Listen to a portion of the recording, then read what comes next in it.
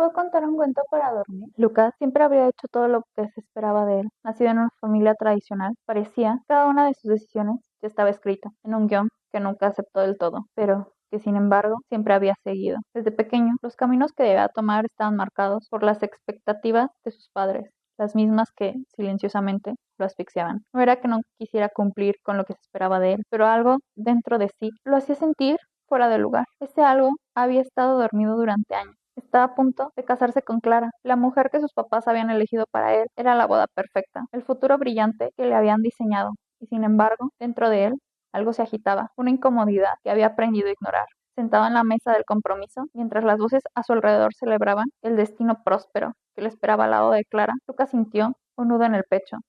Era una sensación que llevaba tiempo empujando hacia el fondo de su ser, pero esa noche no pudo contenerla más. La inconformidad, el deseo de ser dueño de su propia vida, lo golpeó de lleno. Miraba a Clara, quien sonreía educadamente mientras los elogios la rodeaban, y se dio cuenta de que no había elegido nada, no había elegido su carrera, no había elegido dónde vivir, y ahora no estaba eligiendo con quién compartir el resto de su vida.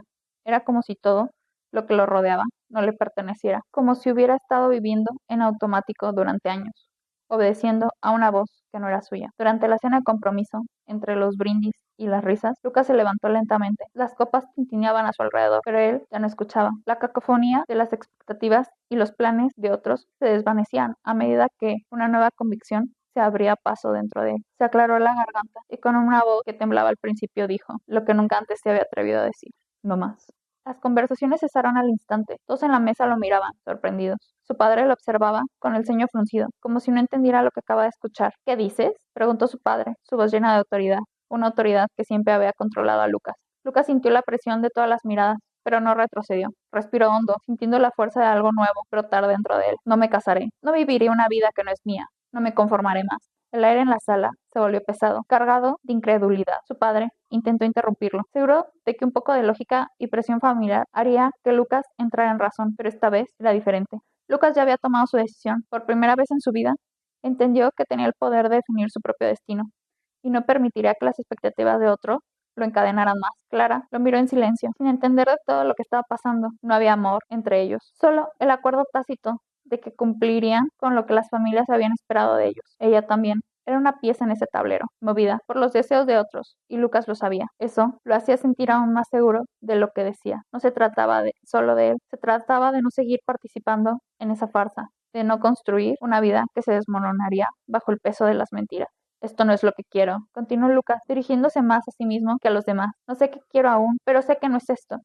Necesito ser libre de elegir, libre de equivocarme, pero que sea mi error, no el de ustedes. El rostro de su padre pasó de una sorpresa a un enfado. Las palabras de Lucas desafiaban todo lo que había construido, toda la estructura que mantenía en pie el prestigio de su familia.